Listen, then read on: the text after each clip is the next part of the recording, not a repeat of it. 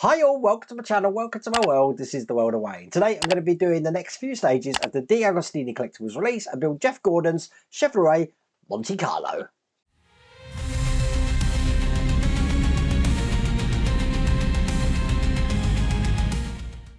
Notice I said the next few stages. I didn't actually say pack this time, and I think for this build I'm not actually going to do it by pack, I'm going to do it by stages. So what I'm going to do is just batch a load of stages up and put them together, because these are the three that we had left over from the last pack, and I do have the next pack here as well. But I do try and keep my videos down, hopefully below 15 minutes. I don't really like going over 15 minutes for videos. I prefer them to be in sort of bite-sized chunks.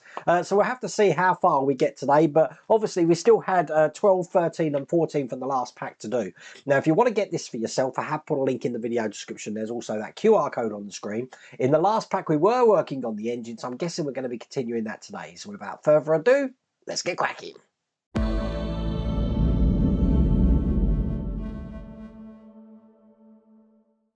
And it did come very apparent to me that the engine is very detailed. This is what we had done last time, which took so long. But what I'm going to do is put that to one side. We'll look at stage 12, which looks like this. And I've got no idea what we're doing now. I'm guessing we're still building onto that. By the look of it, it looks like we've got a lot of pulleys and stuff here and the alternator. So we're going to create this. So now that's looking like that. Once again, got me Scotty glasses to help me here. And lots of tiny pieces to start with. I think one of the hardest things on these builds is actually getting them out the packet. This is metal, by the way. Check that out. All the details on that. Okay, the first thing I need, though, looks just like this. We're actually going to be building the alternator now. Now, we're going to be making a bracket first. So I've got the parts here to make the bracket.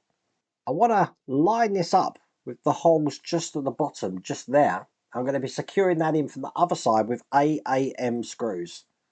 These are tiny, so I'm going to use a different screwdriver here. This is a PH00 screwdriver. I'm going to get one screw in here just to show you what way round this goes in.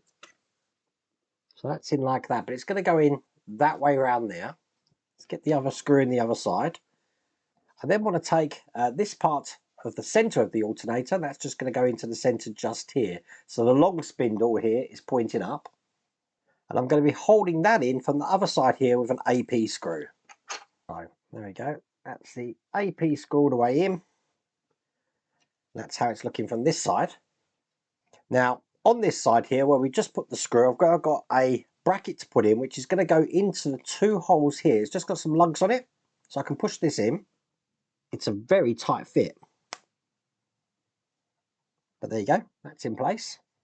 I'm going to be wanting to put this onto these parts just here, the two holes at the top, just like that. They're going to be held in from the other side with a couple of screws. Now, they are different. So the one at the top is an ABM screw. Perfect. And then the other one is an AAM screw. Now we are going into metal, so don't worry about getting these tight, because obviously I don't want that to move around. Okay, on top of this, I've now got the sprocket here to go in. So that's in now just like that. And then on top of that, I've got a pulley which goes on top just there. And obviously that's the way round that goes. I'm holding that in with a BP screw. That'll keep this full stack into place. And then I'm going to be building another pulley now. So I need the parts that we have left here. Okay, the way that these next parts go together, a little bit confusing because we've got a keyhole pattern here, although we're not actually putting it in with a keyhole section here. This is basically just going to go into the top like that. It's held in from this side with a BP screw. Now this is the flange screw here. So that should look just like that there.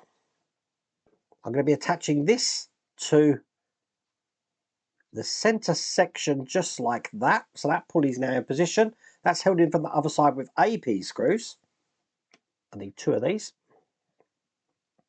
Now I've got a part left over, so I was like, where's that go then? And basically it's on this section here. I'm just going to take this back off again, because this washer here, it's very confusing, goes in there first, then this goes over the top of all of this together. So it is making kind of like a pulley there. I don't know how I managed to miss that. But at least it was something I could get to easy. And as you can see, that now makes a pulley. But that is all there is to do in that stage.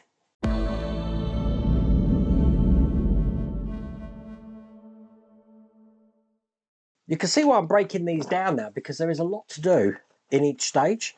So this is stage 13. Again, lots of pieces here that we're putting together like this. So now that's looking just like that there. Okay, so I'm going to be doing the power steering and oil pumps. That's what all of this is here. Okay, first thing I need to do is take this section here. We're going to be doing the oil pump dry sump. And this is just going to go into the top like this, just pushed in. But I am holding this in place with 2 AP screws. Last one going in here, that's going to make that nice and tight. Just for a second, I'm going to put that to one side while I create another pulley here, which means I need these 2 parts. And when I put them together, as you can see, it makes a pulley. And with that pulley, we're going to be putting that on the end here, just like that. That's going to be held in with a BP screw. These are the flange screws here. Perfect, and that's in position now. Put that to one side. I'm going to be working on the oil pump shaft now. So I need this plate and this part here. We're going to be putting these together. Now, this can only go in one way because we do have locating tabs on this. It's very hard to actually get this all the way in, which I've done though. It needs to go that way round. Looking like that. On this section here, I've got this plate to put on. So we want it so that it's fitting centrally in there. If you have it the other way around, you'll see it fits off center. You want it that way round. Then I'm going to be putting this onto what we've created here. It's actually going to go at the top of this section just here. So I'm going to get that lined up. Goes this way round. And it fits nice and comfortably in that cavity there. I'm holding it in with 2 AP screws. I can't believe how detailed this is.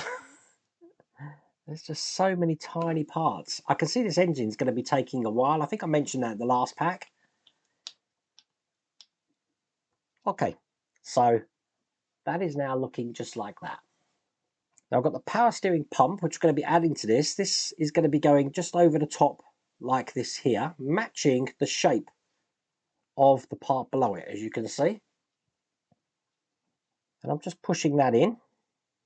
Excellent. On the nipple at the top here, I've got a little pump. I've got this little section here, which just goes in like that. That's looking good. Just put that to one side. Once again, I'm going to be creating another pulley using these 2 sections. It's just going to be a case of pushing the lugs together. There we go. We've made another pulley, which is going to go onto the end of everything we've just created there. And it's held in with one of these flange BP screws. Now, I don't know if this is right, but I've put it with the lip side facing down, so that can turn, as you can see. Okay, put that to one side. Bring over the engine block that we did see last time here. Look at this. This looks great. And the first thing I want to do is I want to attach the oil pump dry assembly just to this edge over here. Now, just checking which way round it's going. It is going this way round, the way I had it here. And I'm holding it in with CM screws. So, one there. And there we go. That's in place. And then the last thing to do is with this massive pipe here, I'm going to be putting one end that looks like this onto that nipple just there. Get that all the way in, because what I want to do is then wrap this one that I've got here around into the hole just at the back of that sump. That's a tight fit, but as you can see, that's in there just like that. Now, all of these other connections I've got here, I can now plug into the holes as well. Now, personally, I think it's going to be way, way, way easier to actually put them in first and then attach this to the engine block. So there we go. This wasn't a mistake. This was just making your life easier. So let's get all of these in. And when they're in, they should look like that. That was really fiddly, but I think that's the easiest way to put them in. That's what they look like from the back. And that is also all there is to do in that stage.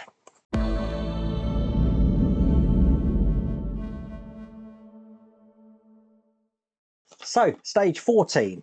Here's the instructions. And again, we're adding more to this end here, looking just like this, and then we get to put this onto the engine just like that. See what I mean? Look how detailed this is. Excellent.